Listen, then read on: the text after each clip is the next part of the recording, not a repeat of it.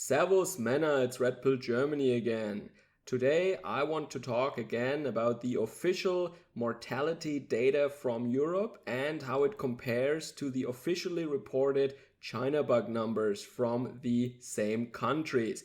It is Thursday night, and as you might know from a previous video I made on that EuroMOMO, the mortality monitor database, you still remember maybe that on Thursday the numbers for the previous week are being posted. So I waited and I stayed up for just these numbers for calendar week 17, that is last week. Today is calendar week 18. I actually wanted to make a video last week already, but something came up and I said to myself, well, if you wait one more week, then the effect that we will talk about will be visible even more nicely. And yes, I think it's true. So in today's video, I want to briefly explain the data that is presented on the new EuroMOMO website. Once again, they changed the representation and the graphics a little bit. The basic information is still the same. I'm sure they got a lot of new traffic recently and a lot of inquiries about the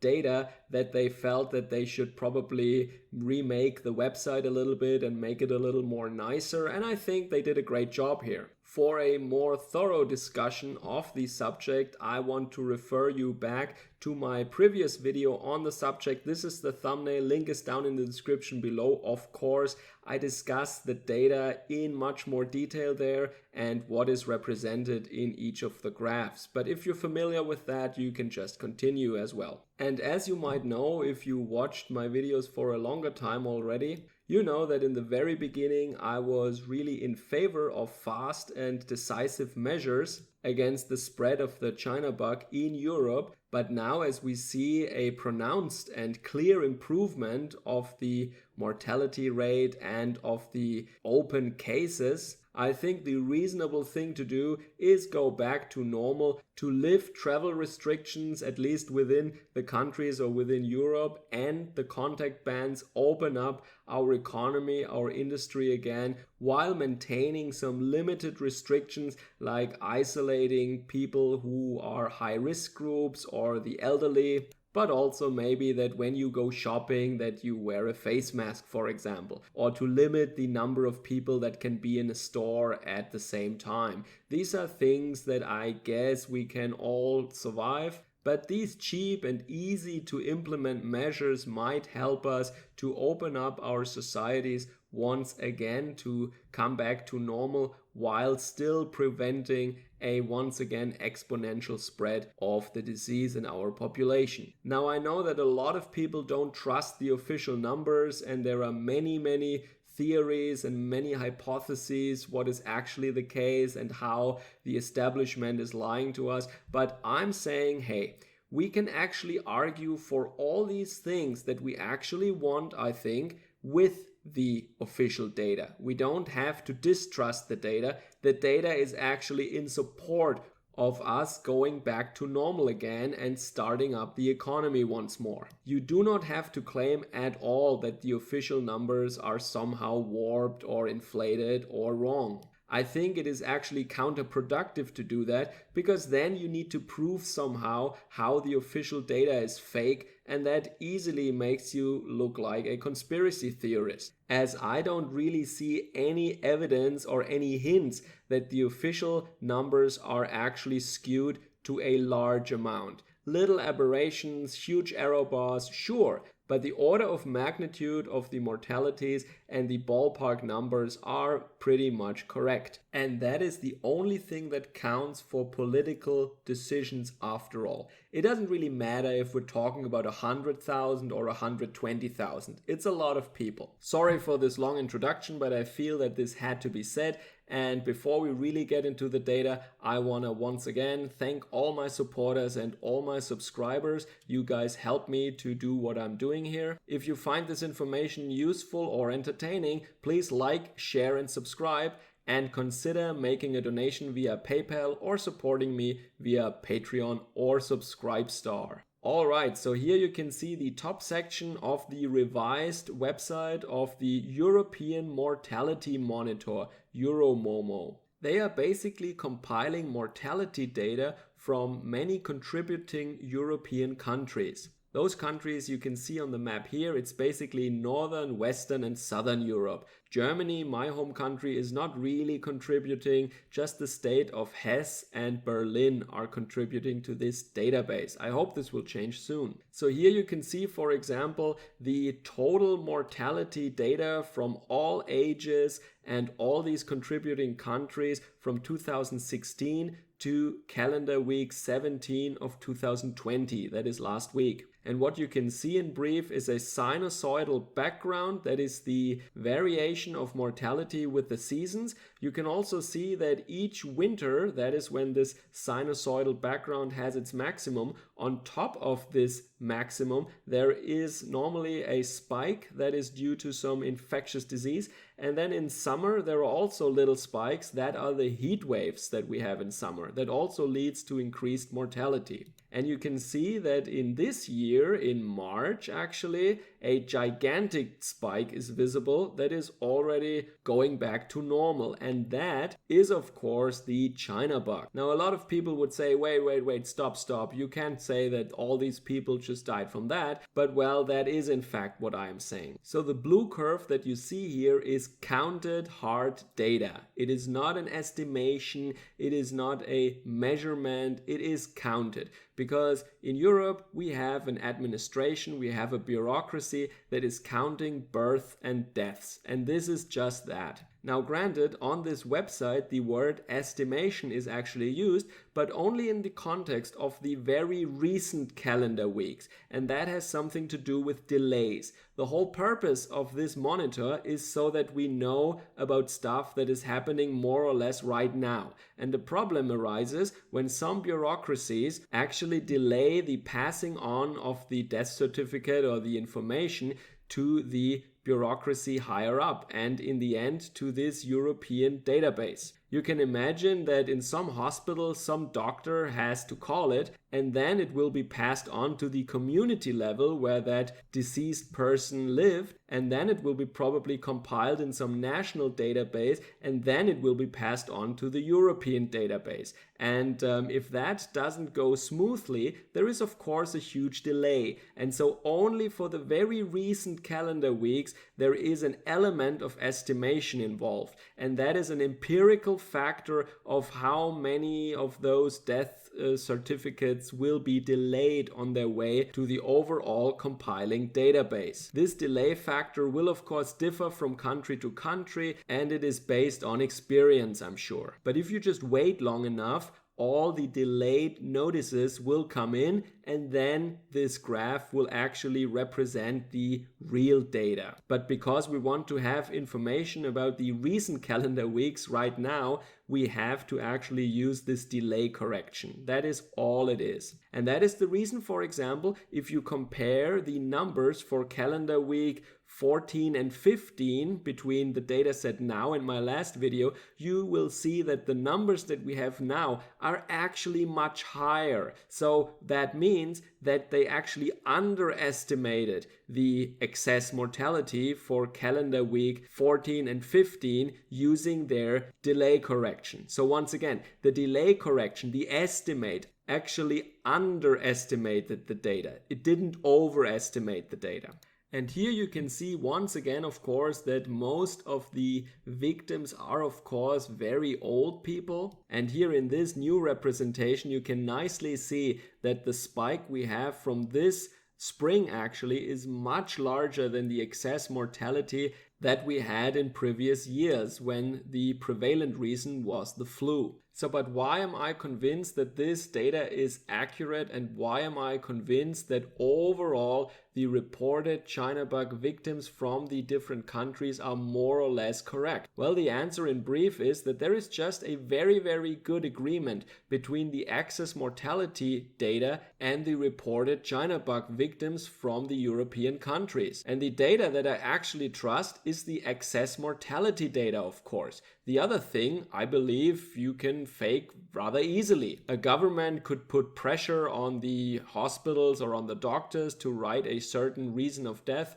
into the death certificate, and you could imagine other things as well. But to fake the number of total mortalities per calendar week in all the European countries, or all these contributing countries at least, that is something that I don't really understand at all, how you should actually accomplish something like that. So I summed up all the numbers actually. I went through the lists and I summed up the numbers from all the major European countries that contribute and that have reported a lot of victims. I summed up all the victims down to little Denmark with their 452 victims, and I arrived at a number of roughly 122,000. If I compare that to the excess mortality from all these contributing countries, I actually get 135,000. Bear in mind that calendar week 18 is included in part, because it's Thursday of calendar week 18 now,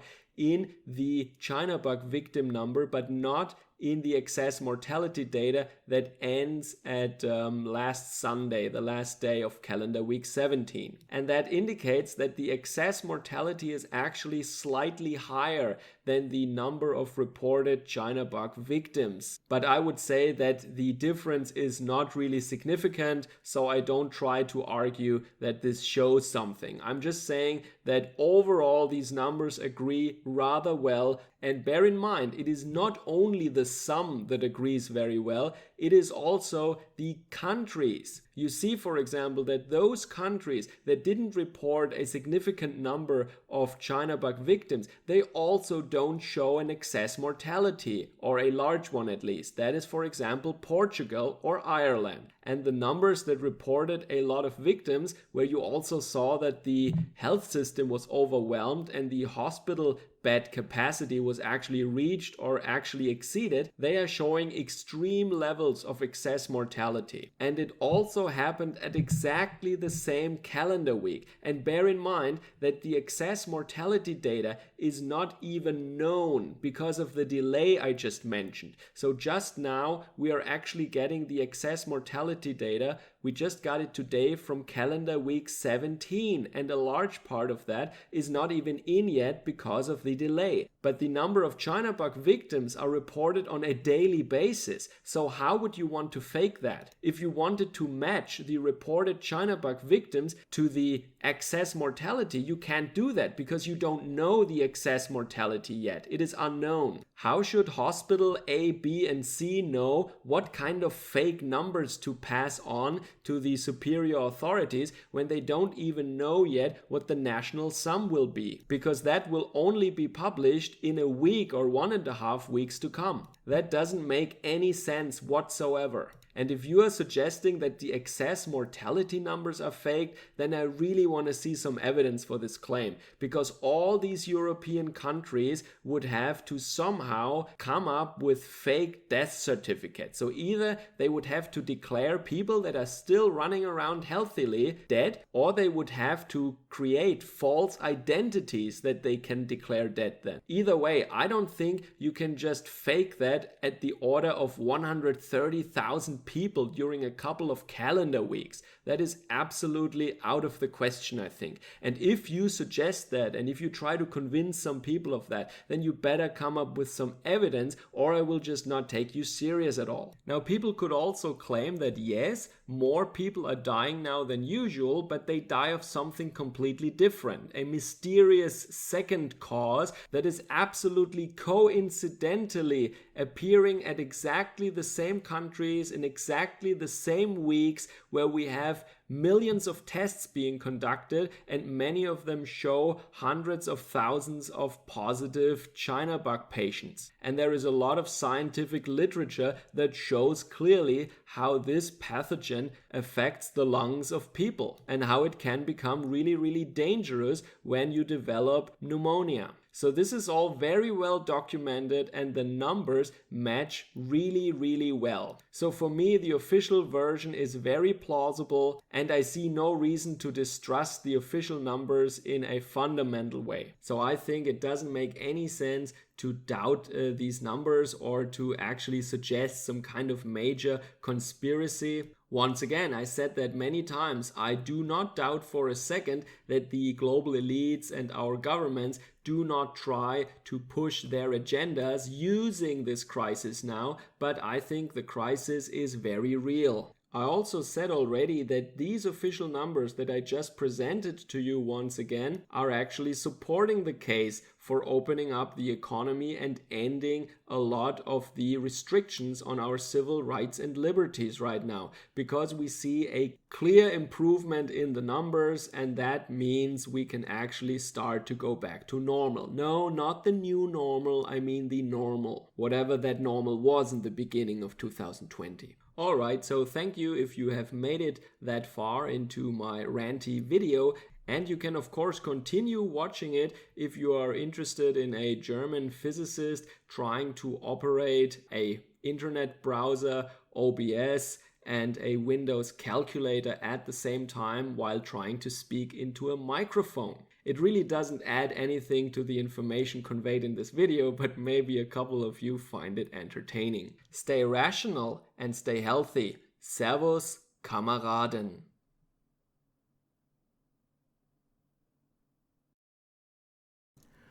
Okay, so here we can see the excess mortality from all those contributing countries here. You see all ages here in absolute numbers. So no z-score, just absolute raw excess mortality data. And you see the current year, 2020, in blue.